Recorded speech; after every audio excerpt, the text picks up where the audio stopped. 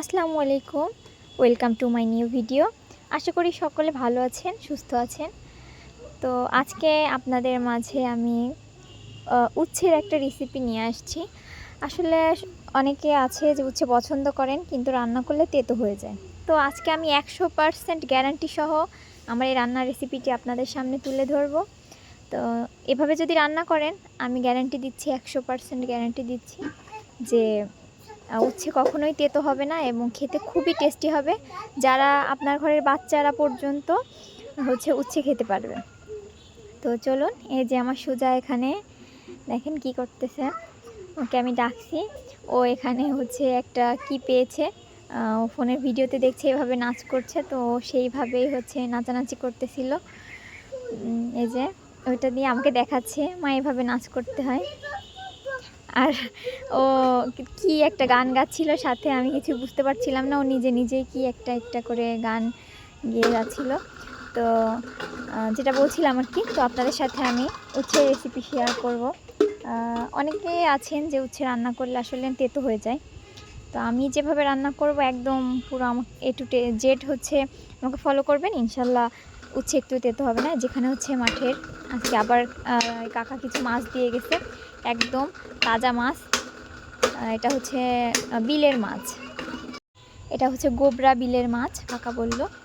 তো এই যে এখানে উচ্ছে আমি কেটে নিয়েছি, একটু মোটা মোটা করেই কেটে নিয়েছি। আপনি যত মোটাই করে নেন না কেন একটু তেতো হবে না, আমি গ্যারান্টি দিচ্ছি। এভাবে রান্না করে দেখবেন। এই যে আমি উচ্ছেটা এভাবে কেটে এখানে ধুয়ে রেখেছি সুন্দরভাবে। আর এই সাইজ লম্বা করে এই সাইজে আলু কেটেও নিয়েছি। আলুটা আপনাদের মানে পরিমাণ অনুযায়ী আলু দিবেন, কম বেশি করে। তো এখানে আমি আলু দিয়েছি, উচ্ছের থেকে আলু একটু কম নিয়েছি। এখানে পেঁয়াজ কেটে নিয়েছি।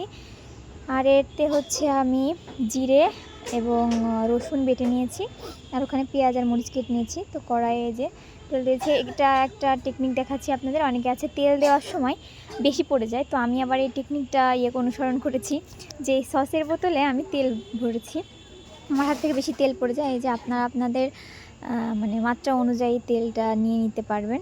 এই জন্যে এটা আপনারা করতে পারেন, কারণ সস বোতলটা আমরা ফেলেই দিই, তো সেটা যদি কাজে লাগানো যায়, তো আমি এই জন্যেই কাজে লাগিয়েছি। আমার পট আছে, সুন্দর সুন্দর পটই আছে তেলের, কিন্তু তারপরে আমি এটা ইউজ করতেছি। আজ থেকে নিলাম, এটা একটা ইউটিউবে দেখছি। তো এই যে পেঁয়াজ মরিচটা ভেজে নিয়ে নিব। তারপরে আমি বাটা মশলাটা অ্যাড করব।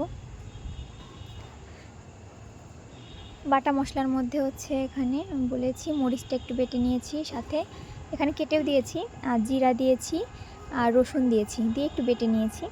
তো এটা ধুয়ে সামান্য একটু পানি দিয়ে দিব। আপনারা এই যে যখনই মশলাটা কষাবেন, ওই মশলাতেই 1-2 চামচ পানি দিয়ে একটু মশলাটা কষিয়ে নেবেন, তাহলে কাঁচা গন্ধটা চলে যাবে মশলার। এই যে হলুদ লবণ দিয়ে এবার নাড়িয়ে নিব। তো নাড়িয়ে নিয়েও আর একটু পানি দিয়েও আমি এটা একটু কষিয়ে নিব।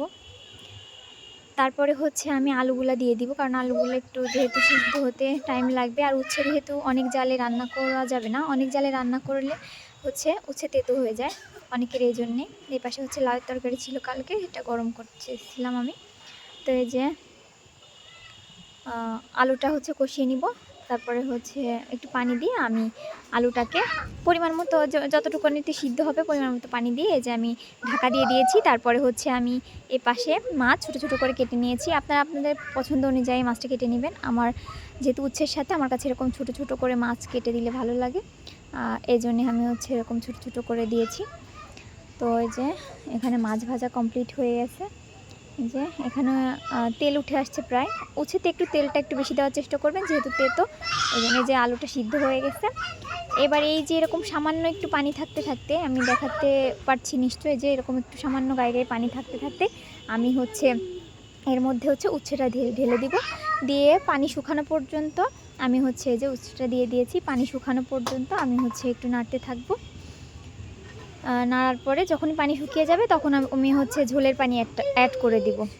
তো দেখেন, তো তারপরে আমি এই যে উচ্ছে আলুটা দিয়ে ভালো করে নাড়িয়ে নেব। দেখেন কি সুন্দর কালার, এত ভালো লাগে আমার। এই উচ্ছে দেখলে আমার মনটা ভালো হয়ে যায়, কেন জানি না। উচ্ছে আমার খুব ফেভারিট। উচ্ছে ভাজি, উচ্ছের তরকারি, আবার উচ্ছে দিয়ে আলু দিয়ে হাতে মাখা তরকারি আমার খুবই পছন্দ।